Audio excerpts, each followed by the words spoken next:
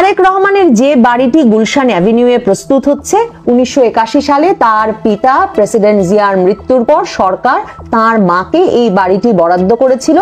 এখন পত্রপত্রিকাগুলো ডক্টর ইউনূস সরকারকে একরকম ধন্য ধন্য করে লিখছে। সরকারের উপদেষ্টা আদিলুর রহমান খান শুভ্র খালেদা জিয়ার বাড়ি গিয়ে এই জমিটি তারেক রহমানের নামে নামজারি করে, মানে বাড়ি সহ এই জমিটির নামজারি তারেক রহমানের নামে করে খালেদা জিয়ার হাতে তুলে দিয়ে এসেছেন এবং এরপর থেকে তারেক রহমানের জন্য বাড়িটি প্রস্তুতের কাজ চলছে। কিন্তু আমরা প্রায়শই একদম ভুলে যাই যে প্রসঙ্গটি, সেটি হচ্ছে খালেদা জিয়া কিন্তু আরেকটি বাড়ি বরাদ্দ পেয়েছিলেন প্রেসিডেন্ট জিয়ার মৃত্যুর পর, সেনানিবাসের ভেতর। যে বাড়ি থেকেই তারেক রহমান লন্ডন গেছেন, যে বাড়ি থেকেই তারেক রহমানকে 1/11 সময় গ্রেফতার করা হয়েছিল, ক্যান্টনমেন্টের ভেতর শহীদ মইনুল রোডের সেই বাড়িটি থেকে আমরা সব সময় বলি শেখ হাসিনা তাকে উৎখাত করেছেন।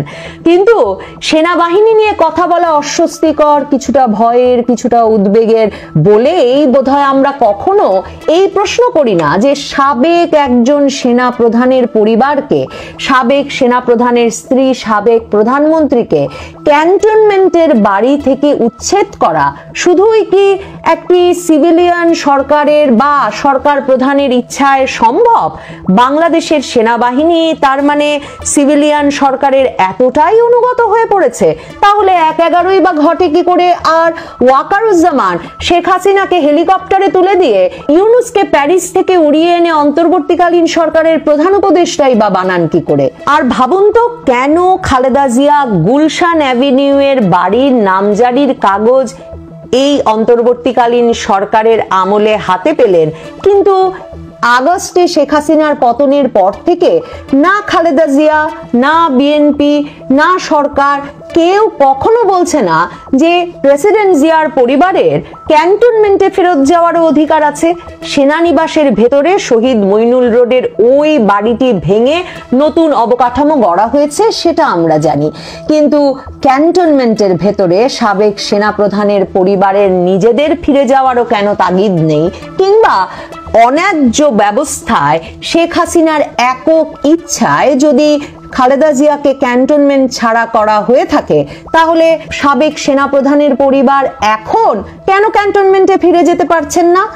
সেনাবাহিনীর সঙ্গে আসলে জিয়া পরিবারের একটা বড় দূরত্ব হয়েছে। তার চেয়েও বড় বিপদ হয়েছে যে সেনাবাহিনীর সঙ্গে যে অবিশ্বাস, উদ্বেগ কিংবা আতঙ্কের সম্পর্ক তৈরি হয়েছে জিয়া পরিবারের, সেটি সাবেক সেনাপ্রধানের পুত্র হয়েও যে নিষ্ঠুরতা, যে নির্যাতনের শিকার সেনাবাহিনীর তরফে হতে হয়েছে তারেক রহমানকে কিংবা বলতে গেলে সামগ্রিকভাবে জিয়া পরিবারকে, তাতে সেনাবাহিনীর উপর ভরসা রেখে নিরাপত্তার কথা চিন্তা না করে বাংলাদেশে ফেরা তারেক রহমানের জন্য প্রায় অসম্ভব। তার মানে তারেক রহমানের দেশে ফেরার আমি দেখি একটাই উপায় আছে, যে সেনাবাহিনীর নিয়ন্ত্রণে আছে তারেক রহমান পক্ষীয় কিংবা বিএনপির পক্ষের এমন যে তারেক রহমানের নিরাপত্তার দায়িত্ব তাদের। ডক্টর ইউনূসের সরকার যে আজ আছে তো কাল নেই, কিংবা সেনাপ্রধান ওয়াকারুজ্জামান যিনিও প্রায়ই শোনা যায় আজ আছেন তো কাল নেই, তাদের দ্বারা তারেক রহমানকে এই নিরাপত্তা দেওয়া সম্ভব নয়।